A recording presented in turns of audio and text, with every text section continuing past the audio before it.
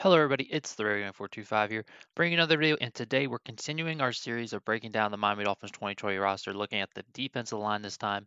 Before we get started though, make sure you drop a like on this video if you enjoy, and to subscribe for daily Dolphins content.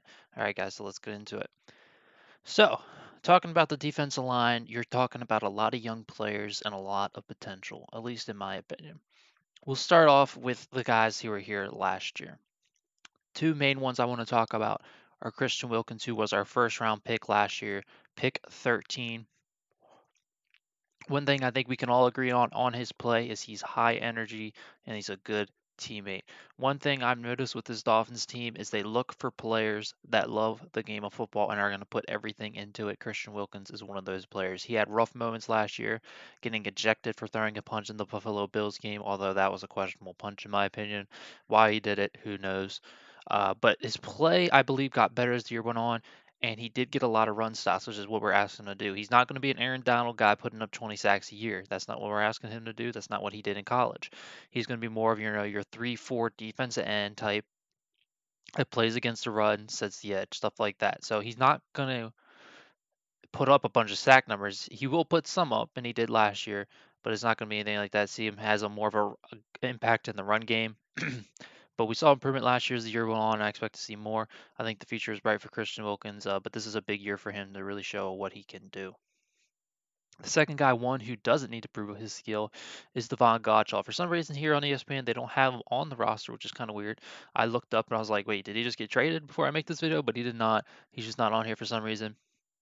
I don't know if you guys know this, but Christian Wilkins was third in the NFL among defensive tackles in tackles.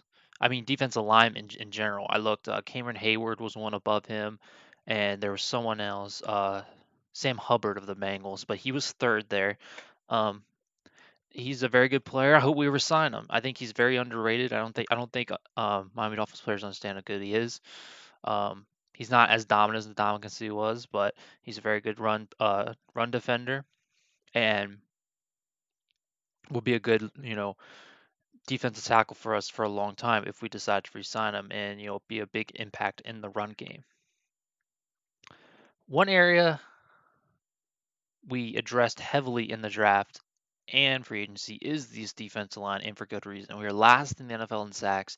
Felt like the player or the opposing quarterback had all day to throw the ball.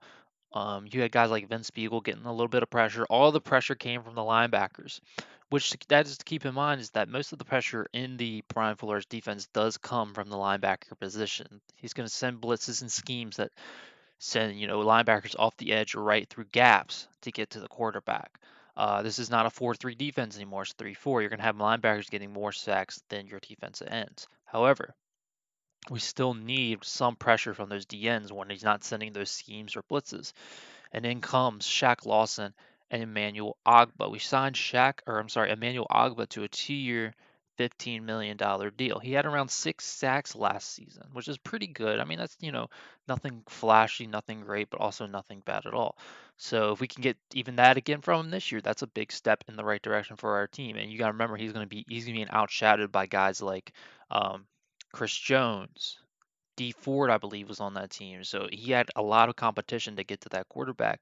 And I think he might be missing Kansas City. Kansas City's losing a lot of these little players that you don't think much when they go, but when they are gone, you miss them. And Emmanuel Ogba is probably going to be one of those players that they just could not afford to sign, but he's welcome in Miami for a 2-year, $15 million deal. Secondly, we signed Shaq Lawson from the Buffalo Bills for a 3-year, $30 million deal. Something these two guys have in common, they're both, 26. For as long as we have them on their contract, they're going to be in their prime. So if, by the time their contract is up with us, they're out of their prime, we can let them walk, get paid a lot of money from another team and not perform as well. But while they're in their prime, they're going to be a Miami Dolphin. He had 6.5 sacks last season as well, which would have led all Dolphins in sacks last year. So if you add 12 sacks right there from those two combined, that's a lot of pressure. And we'll talk about next week with Kyle Van Noy. He also had a lot of sacks. So that's an additional 12 sacks. So now we're actually going to be getting some pressure from our DNs, which wasn't there last year. If you look at Taco Charlton, although I think he was actually a linebacker, He wasn't doing anything, and our other defense ends were just street free agents, stuff like that, that just weren't getting the job done where we needed them to. And I expect some.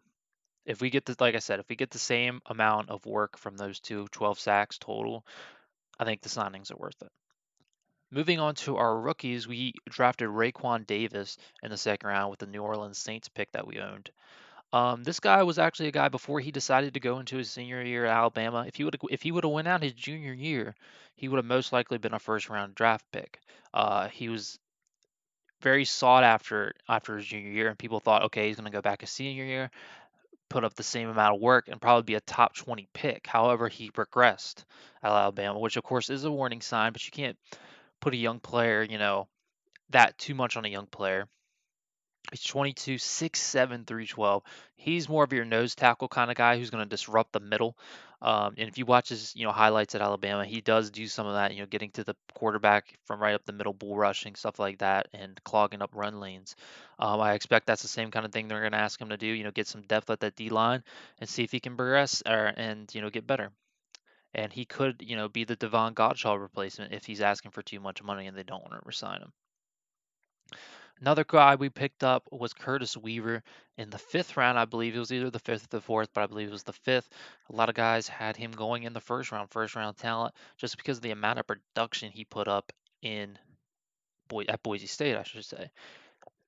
A lot of NFL teams didn't want him though because of his size, 6'3", 265, felt just too small. But and felt he wasn't athletic enough.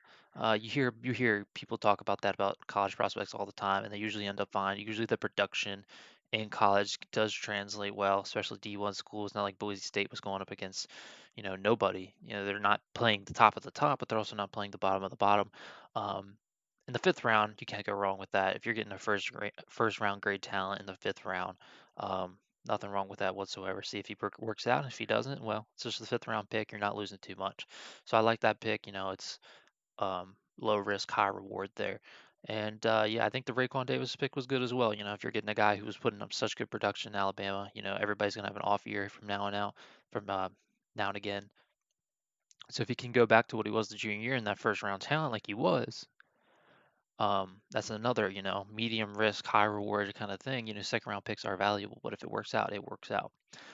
So looking at this defensive line, um, I have really high hopes for them.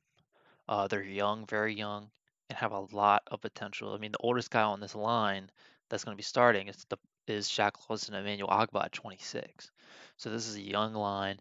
They're going to be learning from each other. They're going to be growing together.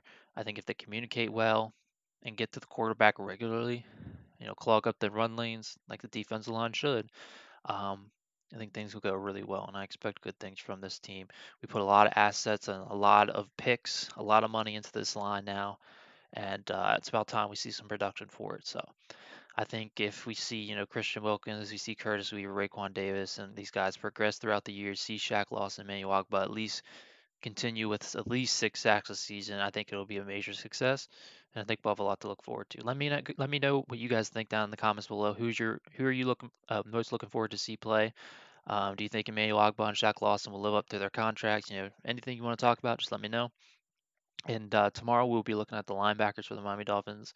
So until then, I will see you guys next time. Have a good one.